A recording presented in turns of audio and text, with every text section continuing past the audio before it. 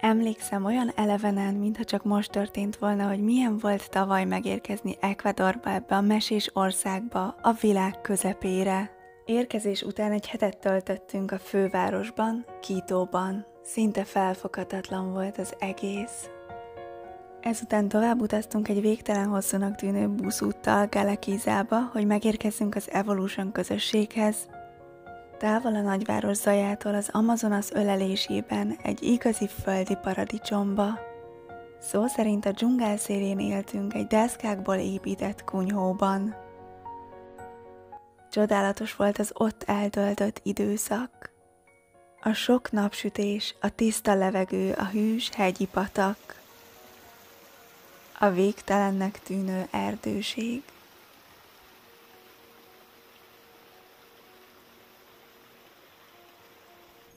Az, hogy az élet mennyire puritán módon zajlott.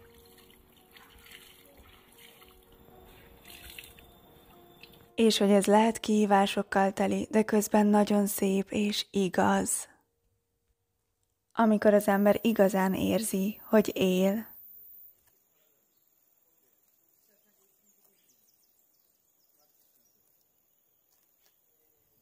Minden nap a szabad ég alatt, valahol a modern és a törzsi természetközeli élet határai között. A videók által egy kicsit ti is belepillanthattatok a mindennapjainkba, hogy hogyan is éltünk mi a nagyvilágtól elvonulva. Ha már a dzsungel közelében voltunk, meglátogattunk más közösségeket is, például a szomszédos Terra Frutiszt, akik az elsők között alapítottak Ecuadorban vegán közösséget. Hatalmas földjeik vannak, melyeken számtalan csodálatos gyümölcsfa hoz termést. Kalákában együtt macsétáztunk a dzsungelben, és több közös programot is szerveztünk, ahol jobban megismerhettük egymást. Aztán meglátogattuk a Fruit Heaven nevű közösséget, ami néhány dologban másképp működik, mint az előbb felsorolt kettő. Ha kíváncsiak vagytok, hogy miben, akkor nézzétek meg az ezekről készült korábbi videóimat. A Fruit Heavenben volt az a hely, ahol egy korábban megvásárolt telken Robi és Marci házépítésbe kezdtek. Csodálatos volt az együtt eltöltött idő és a közösen átélt kalandok, az a rengeteg új tapasztalat. Valamint az a fajta közösségi élet, ahol ha nem is mindenben, de sok-sok dologban egyetértett a legtöbb tag. És az együttállások következtében úgy érezhettük, mintha egy nagy törzsi család tagjai lennénk. Fantasztikus volt ezeket is megtapasztalni. Azt hiszem, talán az egyetlen állandó dolog a világon az a változás. Szóval végül mindannyian elhagytuk a közösséget, ahová megérkeztünk, és ki a maga útjára indult. Számomra egy újabb nagy kaland vette kezdetét, mely során felfedeztem Ecuador csodásabbnál csodásabb tájait, hegyeit és földjeit, folyamatosan feszegetve a saját határaimat. Ahogy kint, úgy bent. Valahogy minden út, amit kívül megtettem, egy másik utat nyitott bennem, és ezek az utak egyre mélyebbre és mélyebbre vezettek. Aztán megérkeztem Vilcabambába, ahol valahogy úgy igazán megérkeztem az életbe. Az ecuadori utazás előtti időkben sok nehéz és megrázó dolog történt velem. De Vilcabamba, a kis dél-amerikai település volt az, ahol az események és tapasztalatok láncolatában újra elkezdtem visszatalálni önmagamhoz, és fellélegezni, feldolgozni a traumákat. Szinte minden nap fürödtem a helyi, jéghideg vízű patakban. Olyan embereket ismerhettem meg, akik nagy hatással voltak rám, és sokat tanulhattam tőlük a világról, és ezáltal magamról is. Elkezdtem újra értékelni az életem, újra felfedezni önmagam, és elkezdtem élni. Elkezdtem elengedni a múltat, és egyre többször jelen lenni az itt és mostban. Az akkor készült videóimban sokat meséltem nektek erről a helyről, a település történeteiről, az itt található különleges növényekről, és arról, hogy mindaz, ami a külvilágban körülvesz, milyen hatással van az én belső világomra. Azt mondják, hogy az igazi változás belülről kezdődik, de néha ahhoz, hogy el tudjon kezdődni, előfordul, hogy át kell helyezned magad egy másik közegbe, más körülmények közé. Vagy ahogy az én esetemben is történt, egy másik világba. Hasonlóan ahhoz, mint amikor egy virágot új földbe és cserépbe ültetsz, vagy kiülteted a szabadba. Mert a régi helyén már nem tud növekedni, sem élni. És akkor megeshet, hogy sok-sok ajtó bezárul, és ez ijesztő lehet. Az egyetlen biztos pont te magad vagy. A hit, a bizalom és a szeretet önmagad felé. Idővel új ajtók nyílnak, és te új utakat fedezel fel. Korábban ismeretlen ösvényeken jársz egy másik világban. Távol attól, ahol születtél, és amit ismertél. Mindez talán elkezd ráébreszteni arra, hogy ki vagy eredendően. Hogy az élet értelme az, amiben gyarapodsz és örömre lelsz. Hogy a valódi boldogság az egyszerű, hétköznapi dolgokban van.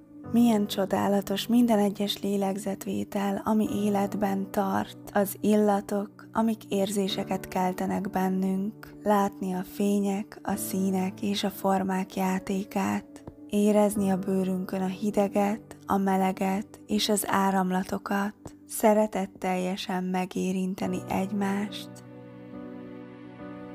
megízlelni az ételeket, amik táplálnak, inni egy pohár tiszta vizet, érezni a bőrünkön a nap melegét, hallgatni a falevelek susogását, pihenni egy fáradt nap után, beleharapni egy édes, lédús almába, társaságban vagy egyedül nevetni, úgy táncolni, mintha senki sem látná. Mindannyiunk életében voltak, vannak és lesznek nehéz pillanatok, fájdalmas, szomorú dolgok, amik miatt azt érezhetjük, hogy nem bírjuk tovább. De aztán idővel mégis újra felállunk és megyünk. Megyünk tovább, keressük az elfeledett, elveszett részeinket. Vannak, akik űzik, mint farkas a zsákmányát, mások csak beletörődnek a hiányába. Az élet egyik értelme számomra az, hogy a nyitottságom fenntartva képes legyek újra és újra meghaladni önmagam. Azt hiszem, hogy ez egy életen át tartó folyamat. Akár csak a megismerés, legyen szó a nagyvilágról vagy saját magamról. Amíg létezem, itt ebben a világban és formában, tanulom, miként lehet jobban és még jobban szeretni másokat és magamat, hogy mennyire sok dolog van, amiért minden egyes nap hálás lehetek. Dél-Amerikában sok-sok csodálatos és különleges embert ismerhettem meg. Olyan élményekben, tapasztalatokban és tanulási folyamatokban lehetett részem, amikre korábban még csak nem is gondoltam. Nagyon különleges új világokat, új kultúrákat és szokásokat fedezhettem fel és fogadhattam be. Megtanulhattam egy merőben más, számomra teljesen új életformát és létszemléletet. Mindezt egy olyan országban, ahol bármikor elutazhatsz a télből a nyárba, vagy éppen az örök tavasz birodalmába, és mindeközben finomabbnál finomabb helyi ételeket ehetsz. Találkozhatsz különleges élőlényekkel, és megismerheted az egyedi, néha merőben más ekvadori ünnepeket. Köszönöm a barátaimnak, akikkel együtt vettünk részt ezekben a felejthetetlen kalandokban, azoknak is, akik nincsenek rajta a képeken. Szavakkal nehezen kifejezhető mindaz, amit érzek. Csodálat, tisztelet, végtelen szeretet és hála van bennem.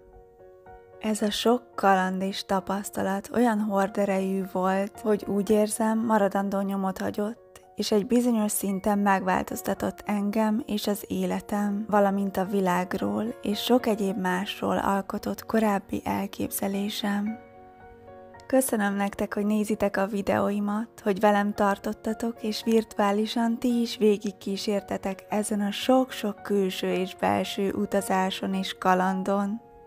Ez a fejezet Ecuadorban most lezárult. Még nem tudom, hogy végleg, vagy csak egy időre búcsúzom ettől az országtól, ez majd a jövő zenéje. De azt tudom, hogy ez egy nagyon-nagyon nehéz döntés volt számomra, amit nem magam miatt, hanem külső körülmények következtében kellett meghoznom. Ha kíváncsi vagy a folytatásra, iratkozz fel és kapcsold be az értesítéseket, hogy ne maradj le a következő videómról. Köszönöm, hogy ma is velem tartottatok, legyenek örömteli napjaitok, sziasztok!